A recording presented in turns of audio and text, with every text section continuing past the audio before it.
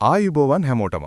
මගේ නම ඒඩන් සහ අද මම ඊටා වැදගත් දෙයක් සරල හා ආරක්ෂිත ආකාරයකින් පැහැදිලි කිරීමට යනවා.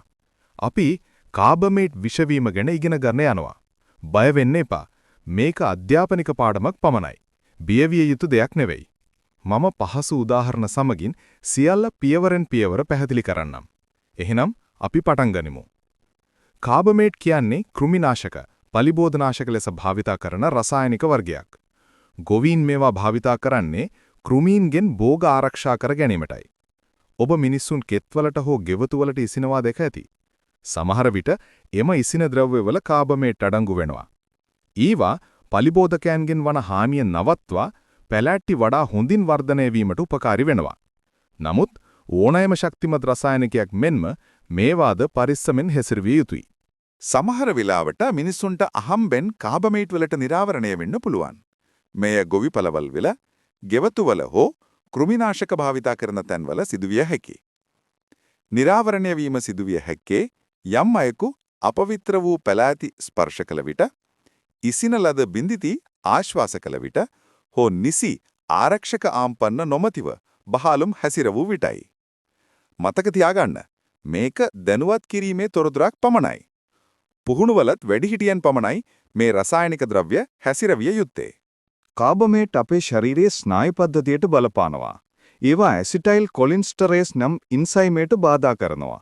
ඒ නිසා ස්නායු හා මාංශපේශි අතර සංඥා ගමන් කරන ආකාරය පාලනය කරන්නට උපකාරී වෙනවා. මෙම එන්සයිමේ අවසර වීකොට ශරීරයේ පණිවිඩ මිශ්‍ර වී පතලඩියා පුද්ගලයෙක් අසාමාන්‍ය රෝග ලක්ෂණ පෙන්වීමට පටන් ගනියහ. මං ඒ රෝග ලක්ෂණ ඊළඟට පැහැදිලි කරන්නම්.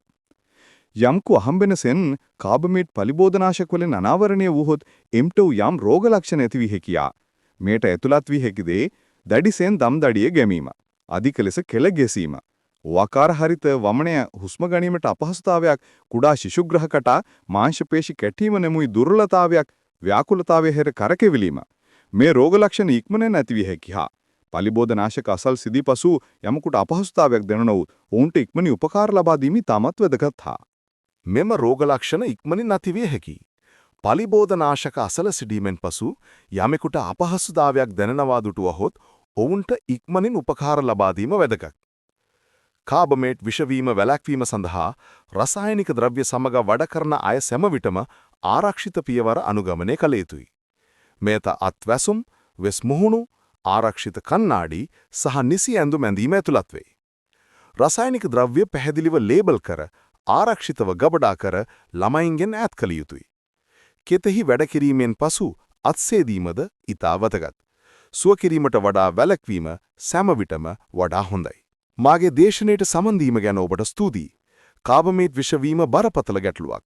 නමුත් නිවැරදි දැනුම, ආරක්ෂිත භාවිතයන් සහ කඩිනම් ප්‍රතිචාරයක් සමගින් අපට අපව සහ අන් අයව ආරක්ෂා කරගත හැකියි. ඔබ අද ප්‍රයෝජනවත් යමක් ඉගෙන ගත්තා යයි නම් සිතනවා.